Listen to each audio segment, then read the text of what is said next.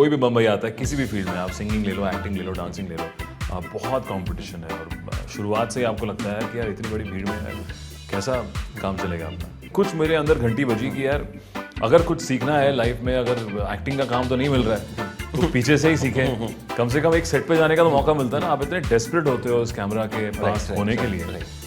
और वो कीड़ा वहाँ से शुरू हुआ और फिर थोड़ा मिशन चेंज हो गया कि मिशन असिस्टिंग।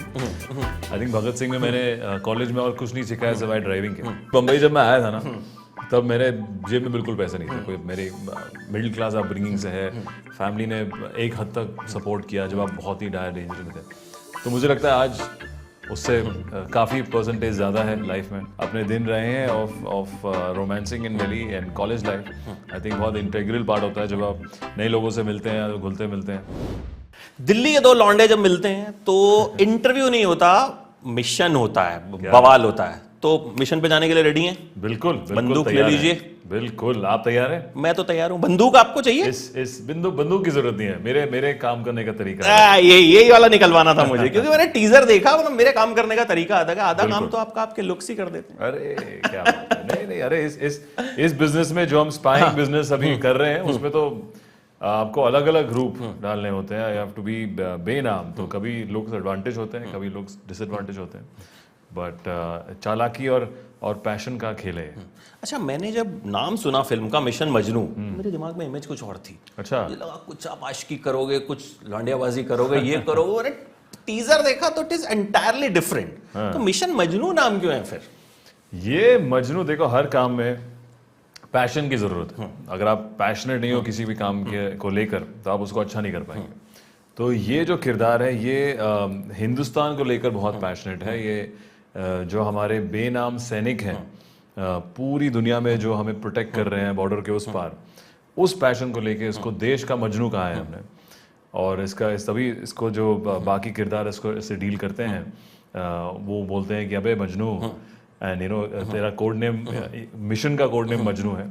वो लोग इसे भी मजनू बुलाते हैं बिकॉज वो जानते हैं कि कितना पैशनेट है, थोड़ा पागल भी है, कुछ ज्यादा ही डेडिकेटेड है देश को लेकर। तो देश का मजनू, मिशन मजनू। अच्छा, तो ये वाला मजनू देश से इश्क करता है। बिल्कुल, मतलब बिल्कुल, वो देश प्यार, लड़की वाला इश्क नहीं है। लड़की वाला इश्क तो नहीं है। रश्मिका क्या करेंगे फिर? वो है, क्यों नहीं। अरे अब आप देखें कि अगर वो भी एक इंटरेस्टिंग पॉइंट है पिक्चर में कि क्या आप एक तरफ क्वेश्चन करेंगे क्या ये प्रेम जो है रश्मिका और इस किरदार के बीच में, क्या वो जेन्युइन है, क्या वो देश जीतेगा या उसका ये पर्सनल प्यार जीतेगा। तो ये बहुत सारे सवाल उठते हैं पिक्चर में। अच्छा, शेरशाह जब आपने की, that was also on OTT, उस वक्त क्या हुआ था? I was not well, so I got the screener for Shershaah कि भाई ये फिल्म देखनी है, इसका रिव्यू करना। अगले दिन 10 बजे तक देयर वाज एन एम्बार्गो। हम लोगों को अलाउड नहीं होता, फिल्म देख लो, रिव्यू अपना लिख लो, जो भी करना है, बट 10 बजे आप डालोगे। तो I saw the film and I got very emotional. I am crying and मेरा मिक्स्ड इमोशंस थे बड़े। तो मुझे ना समझ में नहीं आया कि ये फिल्म इतनी अच्छी है या मैं बीमार हूँ। और there was no other review to look after कि आप चलो किसी से। तो I did a review, a very good review. और फिर 10 बजे वो जाना था तो हमने भेज दिया। तो मैं बड़ा डर रहा था कि यार कहीं मेरी बीमारी में तो मुझे पिक्चर इतनी अच्छी नहीं लग गई, बहक तो नहीं गया, बहक तो नहीं गया, इन्फ्लुएंस तो नहीं हो गया। But then it turned out to be your मतलब ब्यूटीफुल फिल्म। एंड उसके लिए तो जितना आपको प्रेज किया जाए आई थिंक कम है। So ये तो कोई क्वेश्चन नहीं था, this is just a fan congratulating. उस वक्त से मैंने सोचा था कि जब भी आपसे मिलूंगा ना तो ये किस्सा जरूर सुनाऊंगा। क्या बात है। नहीं चला तो आपका बुखार नहीं था ना, आपकी जेन्युइन भावनाएं थी, आपका जेन्युइन फीलिंग। तो फिर मुझे हाँ नहीं, मैं ठीक हो गया हूँ, उसके बाद मैं ठीक भी हो गया। अच्छा, एक बहुत है ओटीटी सिनेमा, बट आपको कहीं ना कहीं शेरशाह से यू प्रूव्ड कि if the content is good, correct, it will do well. So what you think about, फिर आप थैंक गॉड में भी आए जी, उसमें भी मुझे तो बड़े अच्छे लगे। It was a good entertaining film. So how you see this OTT and theatre वाला जो? आई थिंक देखो वक्त बदल गया है। पहले हमारे मोबाइल फोन्स अलग होते थे, अब स्मार्टफोन्स आ गए हैं। उसमें आप इतना कंटेंट देख सकते हैं कहीं भी बैठकर, पहाड़ पे बैठे हैं, जिम में बैठे हैं, घर में बैठे हैं। तो आई थिंक उस टाइम के साथ जो जिस तरह से ऑडियंस भी कंटेंट को देती है, अब्जॉर्ब करती है, वो डेफिनेटली बदल गया है। मैं ये नहीं कह रहा हूँ कि सिनेमाज कहीं भी मतलब आगे जाके नहीं होंगे, डेफिनेटली। मैं वो एक्टर हूँ जो सिनेमा में लॉन्च हुआ हूँ, हिंदी पिक्चरें करते हैं, बट आई थिंक अभी पैरेलली एग्जिस्ट करने की जगह है। अभी अभी हम इसी साल रिकवर कर रहे हैं कोविड से भी, बिजनेस तकरीबन वापस आया है कुछ महीनों पहले, बट ऑडियंस की चॉइस ज़रूर बदल गई, मैं कहना चाहूँगा। वो अब एक सिनेमा एक्सपीरियंस चाहते हैं, उनका टेस्ट थोड़ा बदल गया है। तो आई थिंक हर एक एक्टर, हर एक डायरेक्टर, हर एक टीम चाहती है कि उनकी पिक्चर मैक्सिमम लोगों की तरफ जाए। और जब आप नेटफ्लिक्स जैसे प्लेटफॉर्म पे आते हैं तो आपको पता है कि जो उनकी रीच है, बहुत बढ़िया, यू नो, हिंदुस्तान में हो या अराउंड द वर्ल्ड हो, वो बहुत ही बड़ी है। और आपको जो आईबॉल्स मिल सकते हैं वो शायद आपको इस दौर में थिएटर्स में ना मिले। तो आई थिंक वो एक लालच है कि हर एक एक्टर चाहता है, हर एक डायरेक्टर चाहता है कि हमारी पिक्चर बहुत सारे लोग देखें। तो डेफिनेटली आई थिंक को एग्जिस्ट करने की ज़रूरत है। और हम बहुत एक्साइटेड है, मेरा पहला एसोसिएशन है नेटफ्लिक्स के साथ। और आज जिस तरह से हम टीज़र लॉन्च कर रहे हैं, हम बहुत एक्साइटेड है। इंडिया गेट का एक अमेजिंग बैकड्रॉप है, मैं दिल्ली से खुद हूँ, आज विजय दिवस है। तो आई थिंक एक हमारी आइडियोलॉजी, एक जो थॉट प्रोसेस है, मैच कर रहा है नेटफ्लिक्स के साथ। हम बहुत एक्साइटेड है, वो बहुत एक्साइटेड है। तो I think it's a win win situation for both, and अभी ऑडियंस के ऊपर है। अच्छा, फिल्म का नाम मिशन मजनू है, बट व्हेन यू स्टार्टेड, आपका मिशन क्या था? कि एक्टर बनूंगा? पढ़ाई लिखाई में तो आप बराबर कैसे? हाँ, नहीं थे ना, मतलब झंडे नहीं गाड़े मैंने। हाँ, झंडे नहीं गाड़े, मतलब खराब ही थे थोड़े से। So your father wanted you to be an engineer? No. My father was in the merchant navy, and my grandfather is from the army. और हमारे टाइम पे ऐसी कोई ऐसी पाबंदी नहीं थी कि यार ये करना है, वो करना है। हम लोग थोड़े लॉस्ट, मैं एटलीस्ट मैं कहूँगा I was a little lost in that time कि क्या करें। अच्छा, नॉर्म है कि MBA कर लो और फिर एक कॉर्पोरेट जॉब ढूंढो, तो शायद मैं वो करता। और मेरा मिशन बदलता रहा हर साल में। एंड आई थिंक इत्तेफाक की भी बात है कि ऑडिशन करने के मौके मिले दिल्ली में, वहाँ से सिलेक्ट हुए। पर एक बार जब बम्बई पहुँच गया तो फिर तो मिशन मूवीज़ ही था और मिशन एक्टिंग ही था।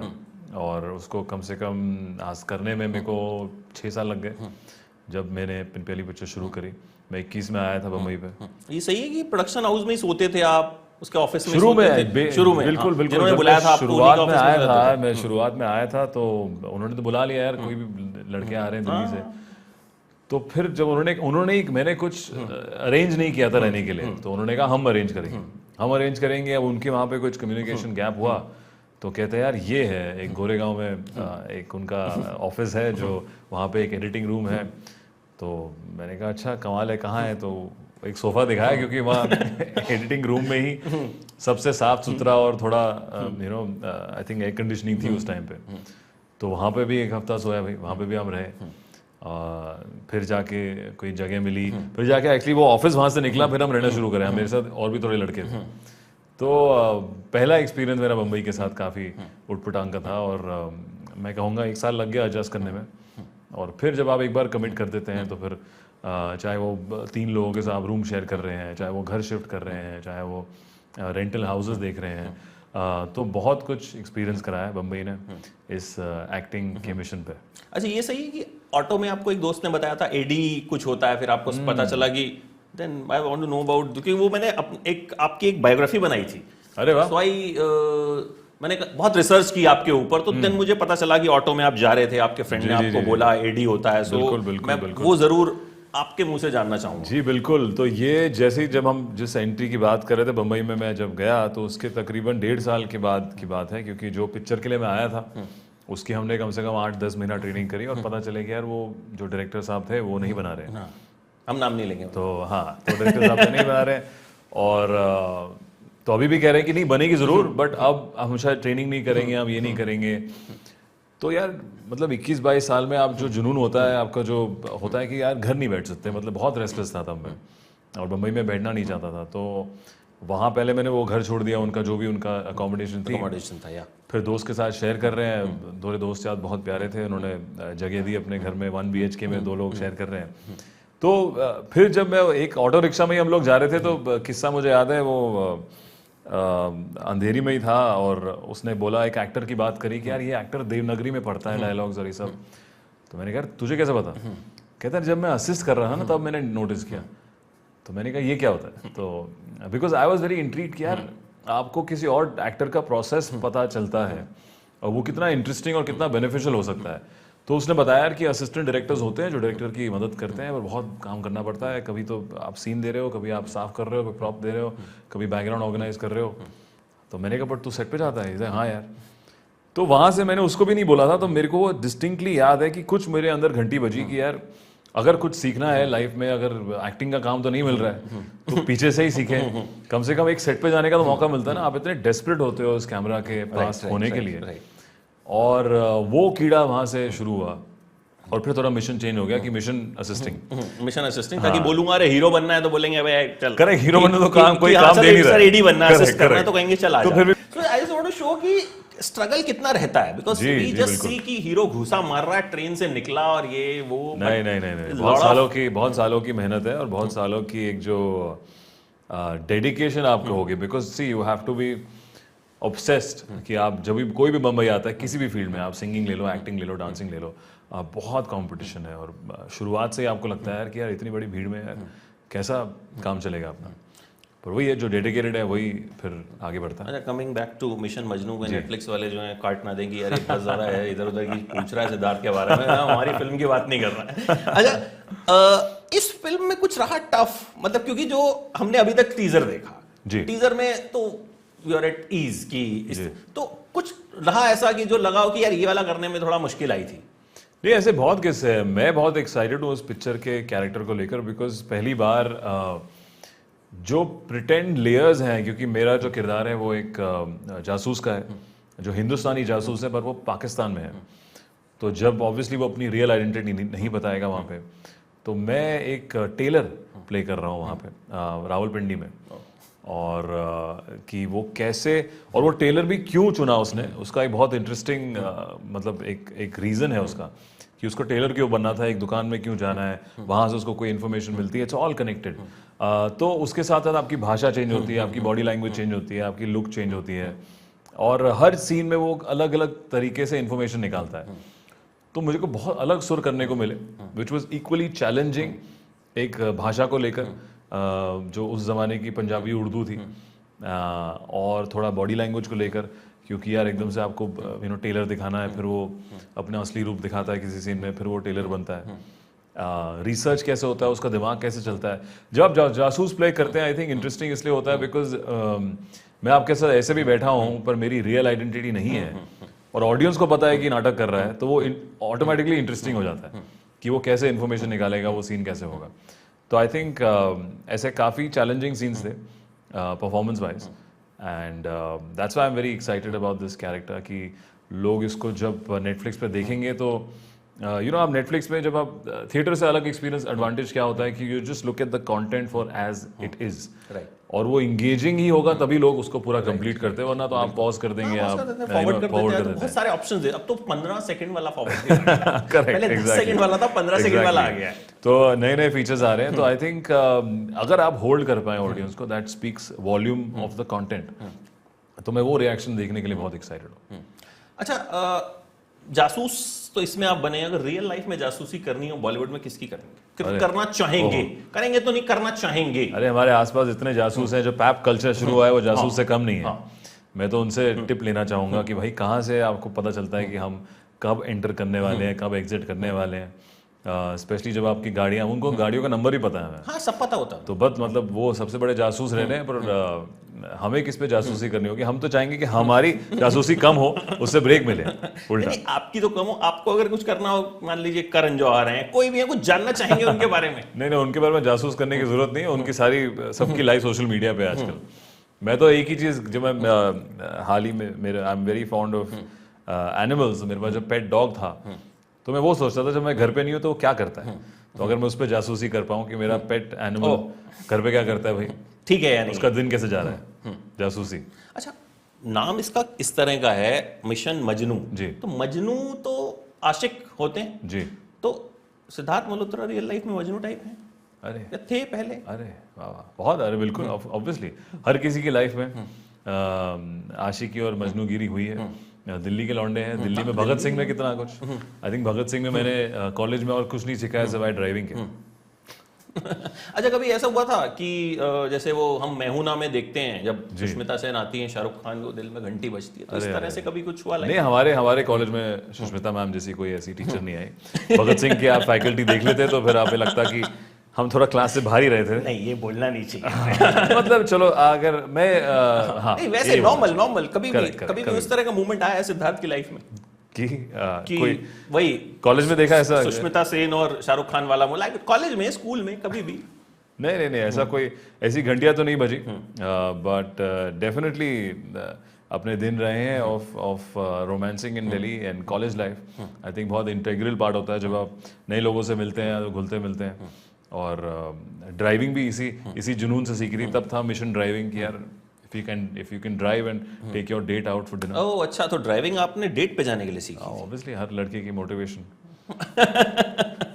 ये बड़ी सही बात बोली आपने। हर लड़के और की क्या मोटिवेशन तो कहीं ना कहीं लड़की होती है। करेक्ट, बिल्कुल। आपकी डाइट करना हो आपको, या आपको कुछ भी करना हो, अच्छे कपड़े पहनना हो, तो एक मोटिवेशन आ जाती है, तो फिर then you can like easily do that. बिल्कुल। अच्छा, अब जहां आप हैं, 10 years you have spent and lot of love you have got, बड़ी सारी फिल्में आपकी जो बहुत पसंद भी की जाती हैं, तो अभी what you feel कि कहां तक I have arrived?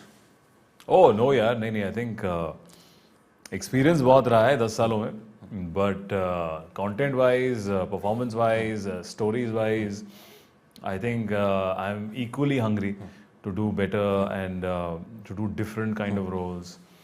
कुछ ऐसा दे, मैं असेस करता हूँ किसी फिल्म की सक्सेस को जो कि सालों साल तक याद रहे। क्योंकि जब आप हमारे कितने भी सुपरस्टार्स हैं, उनकी भी किस्से देखें, बच्चन साहब की खुद जैसे अग्निपथ थी, उस जमाने में उस वक्त नहीं चली वो, बट अग्निपथ अगर आज देखते हैं हम तो यार, अरे बच्चन साहब की विजय, अगर कोई नाम बता दे अपना तो हम सीधे मुंह से ही निकलता है विजय दीनानाथ चौहान। बिल्कुल। तो आई थिंक किसी भी कंटेंट की जब वो लॉन्जेविटी आप देखें, कोई आपने नेटफ्लिक्स पे पिक्चर देखी है, शो देखा है, अगर आपको अभी भी याद है कि यार मैंने 5 साल पहले वो देखा था, कितना अच्छा शॉट था, that is actual victory of any content. तो मेरा लालच अभी भी बहुत है यार कि ऐसी कोई फिल्में हो जो यादगार हो, जो प्यार अभी शेरशाह में मिला है। मैं उसी पे आ रहा था, Kapoor and sons and Ek villain films, I been lucky to have such content. तो अभी भी वो भूख नहीं मिटी है। आप चूजी नहीं हो ज्यादा, मतलब यू डू वेरी लेस। थोड़ा चूजी हूं मैं, इसी लालच की वजह से चूजी हूं शायद मैं। मतलब मुझे लगता है आप यू डोंट डू मच, कि आपको अगर 20 आते हैं तो आप उसमें से शायद एक को बहुत सोच के एंड देन बिल्कुल। कभी मेरे को बहुत मेरे डायरेक्टर और प्रोड्यूसर्स मेरे को इस पे काफी वो कहते हैं कि भाई तू मतलब आप इतनी कहानियां सुनते हो और उसमें से आप गिनी चुनी परसेंटेज करते हो। बिल्कुल, पर आई थिंक वो चूजीनेस इसी लालच से है यार कि कुछ अगर करें तो ऐसा यादगार करें कि वो मतलब लोग, एक लेगेसी हो आपकी 10 साल 15 साल बाद। I should be happy and proud of that film. But I think वो एक बुरा लालच नहीं है। पैसे से कमाने का लालच यार मैं क्योंकि बंबई जब मैं आया था ना, तब मेरे जेब में बिल्कुल पैसे नहीं थे। कोई मेरे मिडिल क्लास अपब्रिंगिंग से है, फैमिली ने एक हद तक सपोर्ट किया जब आप बहुत ही डायर डेंजर में थे। तो मुझे लगता है आज उससे काफ़ी परसेंटेज ज़्यादा है लाइफ में। तो बिल्कुल आई थिंक ये नहीं कि मैं उसके लिए इतना आई वुड से एम्बिशियस नहीं हूँ, बट थोड़ा कंटेंट क्वालिटी फर्स्ट कोशिश करता हूँ, पर देखते हैं आगे जाके। आपकी कोशिश बड़ी अच्छा रंग ला रही है। Thank you. एक चीज और, शेरशाह के बाद जिंदगी कितनी बदली हमारे लिए? तो after Shershaah how life change for you, मतलब हाउ थिंग्स चेंज फॉर? नहीं बिल्कुल, जब आपको लोग एक ऐसी फिल्म में प्यार देते हैं कि यार आप स्टार्ट टू फिनिश एक किरदार से अटैच हो जाते हैं, उनके सीन्स आपको याद रहते हैं, या कोई रोता है पिक्चर के एंड में, तो एक आई थिंक बहुत ही अच्छी एक कॉम्प्लीमेंट होता है एक एक्टर के लिए, जो मुझे भी एक कॉन्फिडेंस देता है मेरे क्रिएटिव कॉल्स में। बिकॉज शेरशाह में मैं काफ़ी हद तक इन्वॉल्व था, चाहे वो प्रोसेस हो, मतलब विष्णुवर्धन जी और संदीप जो हमारे राइटर हैं उनके साथ writing process, then eventually shooting पे, एडिटिंग हो, म्यूज़िक हो। तो जब आप क्रिएटिव कॉज लेते हैं और वो लोगों को पसंद आता है तो एक एज अ क्रिएटिव पर्सन वो आपको भी बहुत खुशी देता है। तो आई थिंक वो एक परसेप्शन बदला है। जब एक सजेशन आता है तो एक थॉट प्रोसेस से आ रहा है मेरे दिमाग में, और लोगों का प्यार और मेरे को और डेडिकेट भी करता है कि यार, डेडिकेटेड भी रखता है कि you have to work equally if not more hard in every film to get that result. तो वो शायद मुझे वो शायद और भी चूजी कर दे, बट लेट्स सी।